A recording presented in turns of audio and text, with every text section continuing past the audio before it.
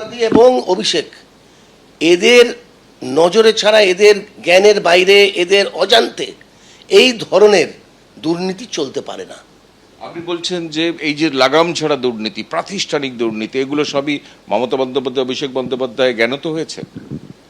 এটা হতে পারে যে তারা জানতো না, মমতা বন্দ্যোপাধ্যায় কিচ্ছু জানতো না, আর একটার পর একটা দপ্তরে লাগাতার দুর্নীতি হয়ে গেছে। এটা কখনো হতে পারে? এটা বিশ্বাসযোগ্য? এই বিপর্যয়ের দায় কার? এই বিপর্যয়ের দায় নিশ্চয়ই মমতাদি এবং নিশ্চয়ই অভিষেকের, কারণ তাদের দুজনের উপরে দলটা চলতো। তাদের দুজনের বাইরে দল ছিল না, আর আইপ্যাক, আর মাঝখানে ছিল আইপ্যাক। তো আজকে এই দলের সর্বনাশের মূল হচ্ছে এই আইপ্যাক, এবং এই আইপ্যাকের মাধ্যমে আইপ্যাক টাকা তুলতো। টাকা যেত কোথায়? টাকা যেত কোথায় কেউ জানে না, এটা কেউ বলতে পারবে না, কিন্তু তারা টাকা চাইতো, এটা ফ্যাক্ট। অভিষেক বন্দ্যোপাধ্যায়ের ভূমিকা নিয়ে প্রচুর সমালোচনা হচ্ছে, বিশেষত মানে আপনার দলেরই প্রচুর নেতা মুখ খুলছেন। আপনি কি বলবেন? বিভিন্ন জায়গায় অভিযোগ উঠছে যে কর্মীরা মার খাচ্ছে, কর্মীরা গড় ছাড়া। তো উনি তো সর্বভারতীয় সাধারণ সম্পাদক, উনি কেন রাস্তায় নেমে কর্মীদের পাশে দাঁড়াচ্ছেন না? কেন?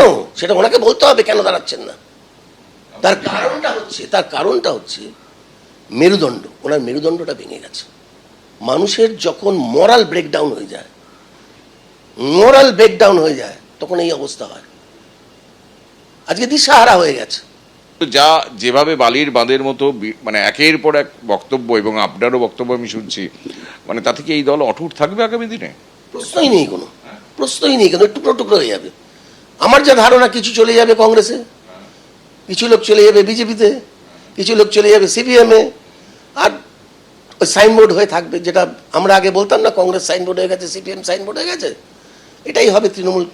কংগ্রেসটা সাইনবোর্ড হয়ে যাবে, ভেঙে টুকরো হয়ে যাবে বলছে। একদম। It will be disintegrated.